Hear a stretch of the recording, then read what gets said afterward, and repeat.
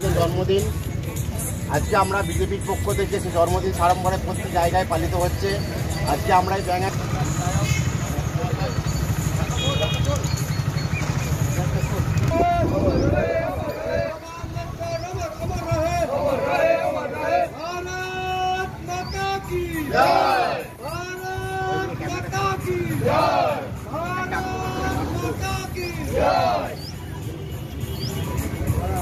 वंदे वंदे मातरम वंदे मातरम वंदे मातरम भारत माता की जय भारत माता की जय आर अम्बेडकर अमर रहे अमर रहे अमर रहे भारत माता की জন্মদিনে শপথ নিলাম সংবিধান মেনে চলছি চলবো সংবিধানের অসম্মান হতে দিচ্ছি না দেব না সংবিধানের অসম্মান হতে দিচ্ছি না দেব না সংবিধান মেনে চলছি চলবো বি আর আম্বেদকর লহ প্রণাম বি আর আম্বেদকর লহ প্রণাম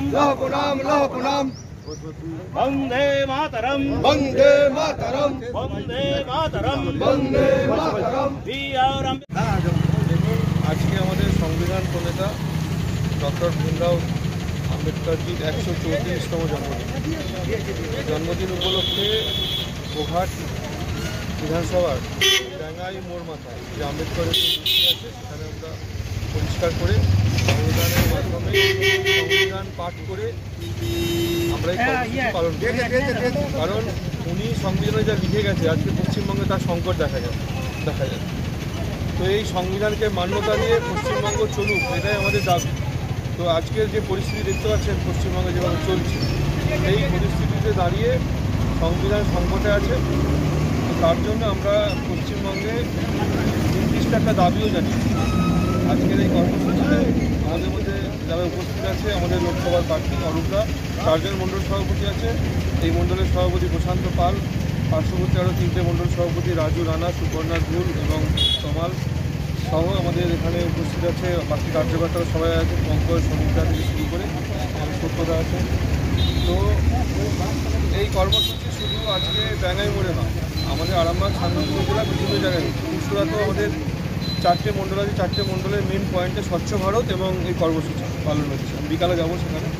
তো এই কর্মসূচির উদ্দেশ্য কি? উদ্দেশ্য একটাই, যে যারা তফসিলি জাতিকে নিয়ে ছেলে খেলা করে, এক। দ্বিতীয় হচ্ছে সংবিধানকে যারা মান্যতা দেয় না তাদের কাছে একটা বার্তা, এবং আমরা যে সংবিধান মেনে চলি সেটা কেন্দ্রীয় সরকার বারবার সেটাকে দেখাচ্ছে, কিন্তু রাজ্য সরকার সেটা মানতে চায় না, তারা সংবিধান বিরোধী কাজ করছে।